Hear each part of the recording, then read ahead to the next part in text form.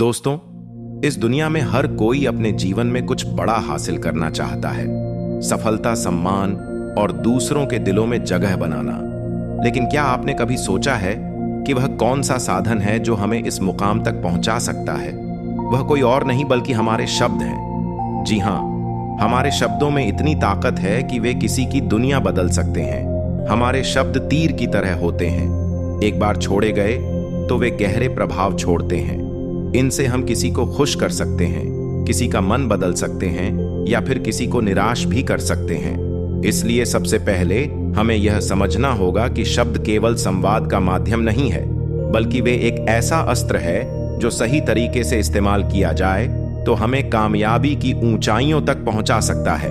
दोस्तों, इस दुनिया में सबसे ताकतवर हथियार कोई तलवार या बंदूक नहीं है, बल्कि हमारे अपने शब्द हैं। शब्दों में वह शक्ति है जो इस दुनिया को हिला सकती है, लोगों के दिलों को जीत सकती है और जिंदगी को पूरी तरह बदल सकती है। आपने देखा होगा, कई बार एक इंसान जिसकी शक्ल सूरत उतनी आकर्षक नहीं होती, फिर भी वह लोगों का दिल जीत लेता है। वह इज्जत, शोहरत और दौलत हासिल करता है। क्यों? क्योंकि वह जानता है कि कैसे सही तरीके से शब्दों का इस्तेमाल करना है। सोचिए, क्या आपने कभी ऐसे इंसान को देखा है जो देखने में साधारण हो लेकिन लोग उसके दीवाने हो? क्या ऐसा व्यक्ति आपके जीवन में कभी आया है जिसने अपने बोलने के तरीके से आपको प्रभावित किया हो? ऐसे लोग जीवन में नाम, शोहरत, इज्जत और दौलत कमाते हैं सिर्फ अपनी बातों से। आपने देखा होगा, कई लोग पढ़ाई लिखाई में तो कमजोर होते हैं, लेकिन अपनी बातों से ही कामयाबी की सीढ़ियां चढ़ते जाते हैं। ऐसा इसलिए क्योंकि वे जानते हैं कि सही समय पर सही तरीके से सही शब्दों का इस्तेमाल कैसे करना है। याद रखिए, बोलने की कला सीखने के लिए आपको किसी विशेष शिक्षा की जरूरत नहीं, बस आपको अपने अंदर के आत्मविश्वास को जगाना है। अपनी भावनाओं को शब्दों के माध्यम से सही तरीके से व्यक्त करना है। जब आप इस कला में माहिर हो जाते हैं तो फिर कोई भी मंजिल आपके लिए दूर नहीं रह जाती। शब्दों का जादू इतना शक्तिशाली होता है कि वह रोते हुए को हंसा सकता है और हंसते हुए को रुला सकता है। यह वही जादू है जिससे नेता पूरे देश पर राज करते हैं, कलाकार पूरी दुनिया का दिल जीतते हैं और व्यापारी अपने व्यापार को शिखर पर ले जाते हैं। यह वही जादू है जो हमें हमारे जीवन के हर क्षेत्र में कामयाब बना सकता है। तो चलिए जानते हैं इस कहानी के माध्यम से कि हम बातों से दुनिया कैसे जीत सकते हैं, कैसे हम किसी से अपना काम करवा सकते हैं, कैसे हम किसी को अपना दीवाना बना सकते हैं। लेकिन इससे पहले कि आप कहानी में खो जाएं, वीडियो को लाइक और चैनल को सब्सक्राइब जरूर करें। एक समय की बात है, हिमालय की घाटी में एक बहुत ही महान बौद्ध भिक्षु रहते थे। उनकी ख्याति दूर दूर तक फैली हुई थी। एक दिन एक व्यक्ति उनके पास आया और वह व्यक्ति उस बौद्ध भिक्षु से कहता है कि हे गुरुवर, सब यही कहते हैं कि चालाकी से बात करो, चालाक बनो, अन्यथा तुम हमेशा पीछे रह जाओगे। हे गुरुवर, आप ही बताएं कि चालाक कैसे बना जाता है। क्या आप हमें चालाक बनने के बारे में कुछ बता सकते हैं?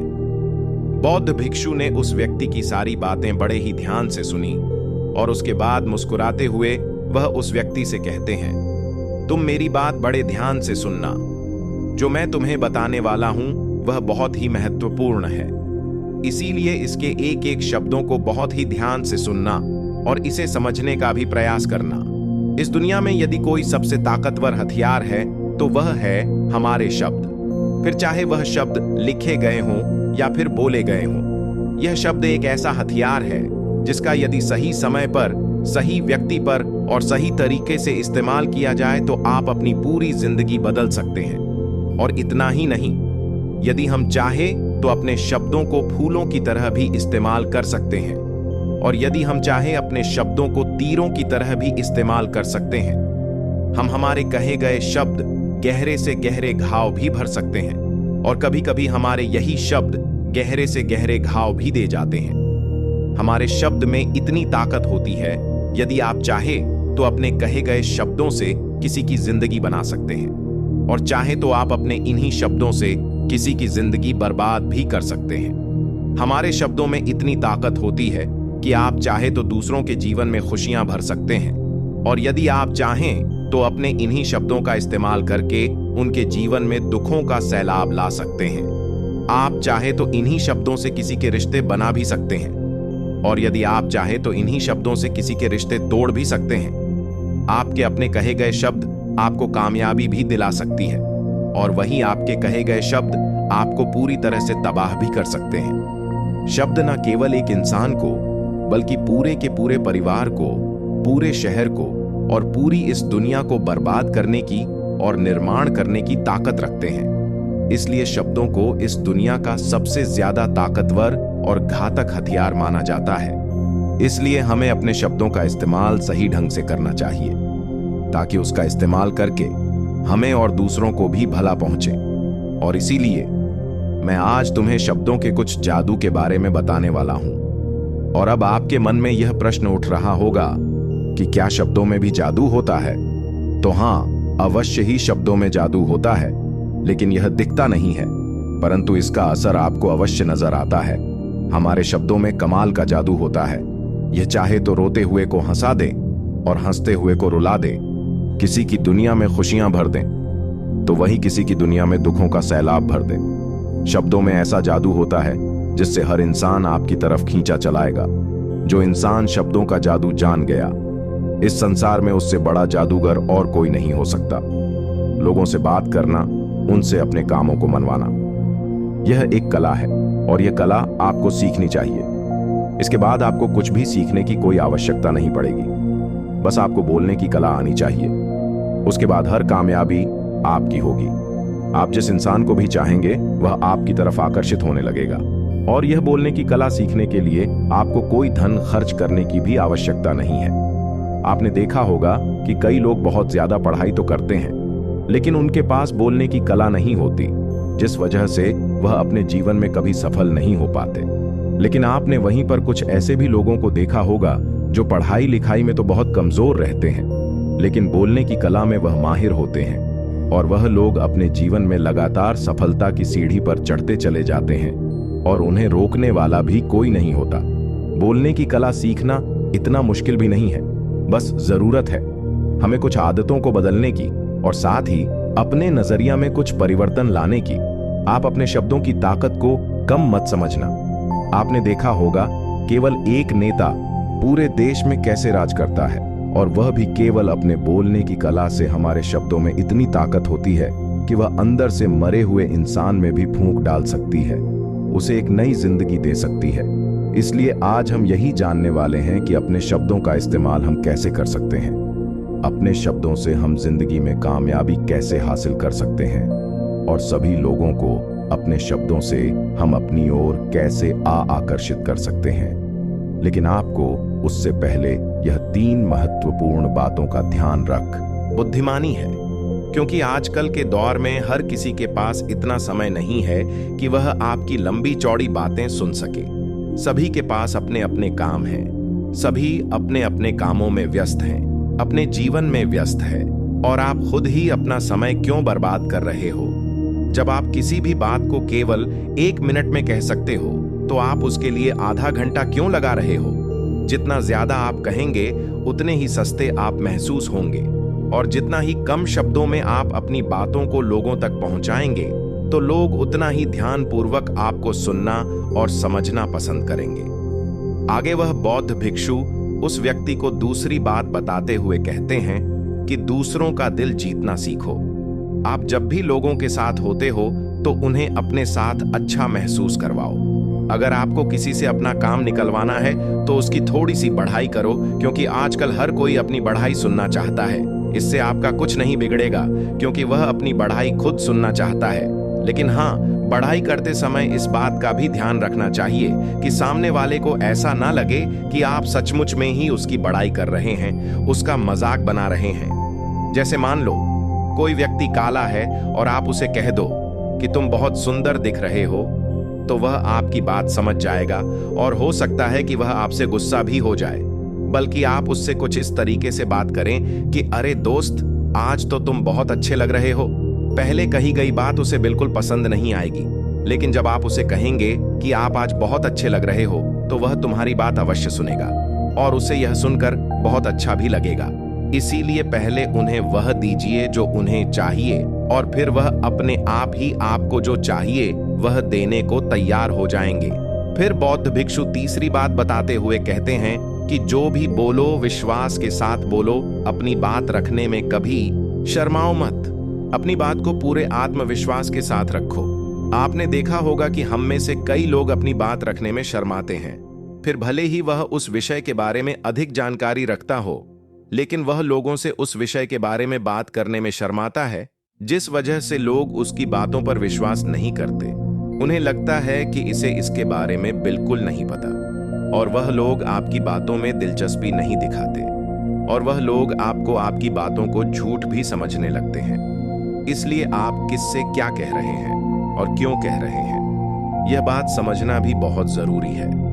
और यदि आप किसी के बारे में जानते हैं और पूरे आत्मविश्वास के साथ उस बात को रखते हैं, तो सामने वाले व्यक्ति पर आपकी बातों का प्रभाव जरूर पड़ेगा, क्योंकि आत्मविश्वास में ही वह शक्ति है जिससे लोग आपकी बातों पर विश्वास करते हैं, आपकी बातों से ही प्रभावित होते हैं। किंतु यदि आप अपनी बात रखने में शर्माते हैं, तो आप कभी भी अपना प्रभाव दूसरे व्यक्ति पर नहीं छोड़ सकते।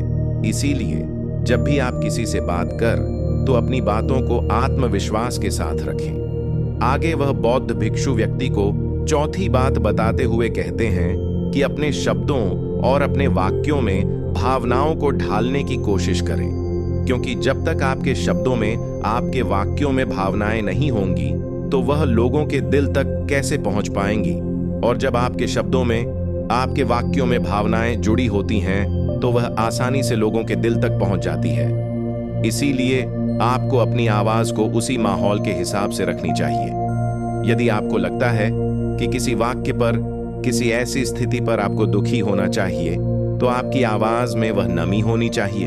और यदि आपको लगता है कि सामने वाला व्यक्ति खुश है और वह खुशी खुशी आपकी बात सुन सकता है, तो आप उससे खुशी खुशी भी बात कर सकते हैं।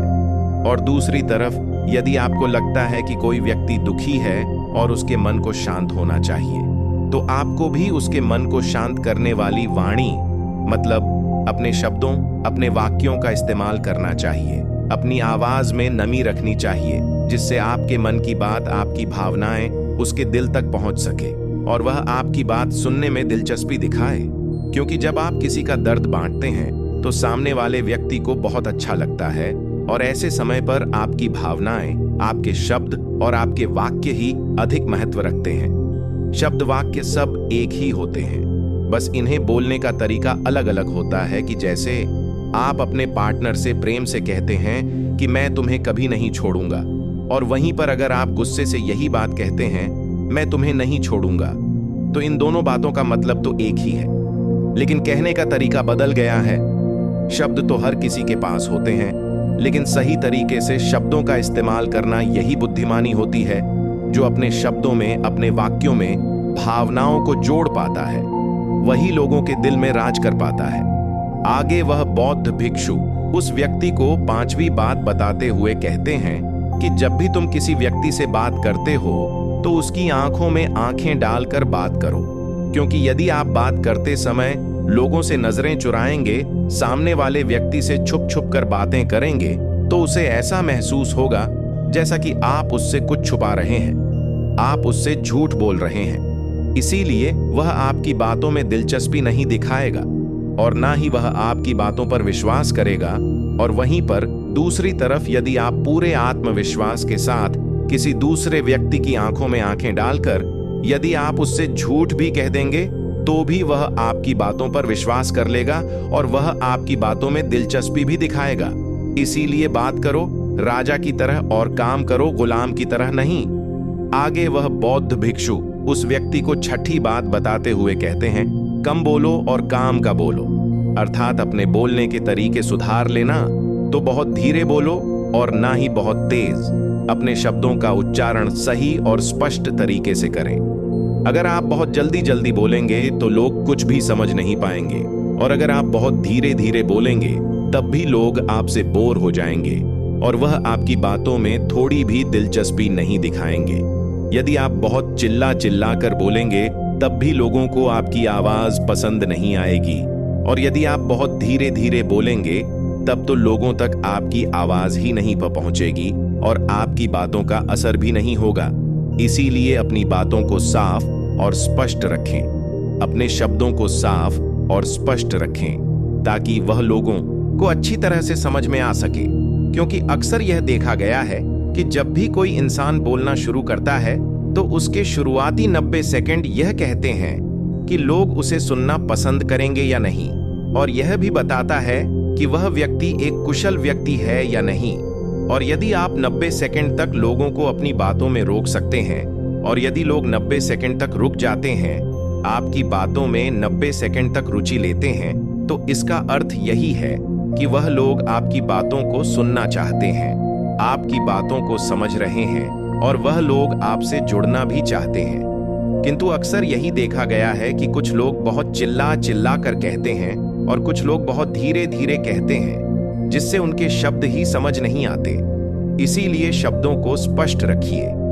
आपको उतना ही आवाज में बोलना चाहिए जितने में आपके विचार सामने वाले व्यक्ति तक पहुंच सके। फिर 7वीं बात बताते हुए उस व्यक्ति को बौद्ध भिक्षु कहते हैं कि लोगों की मदद करना सीखो। जब भी आप किसी की मदद निस्वार्थ भाव से करते हैं तो सामने वाला व्यक्ति भी आपकी मदद करने के लिए अवश्य ही तत्पर रहेगा। जब भी आपको आवश्यकता होगी वह आपकी मदद अवश्य करेगा, क्योंकि आपने बुरे वक्त पर उसका साथ दिया था और वह भी बुरे वक्त में आपका साथ देने के लिए हमेशा तैयार रहेगा।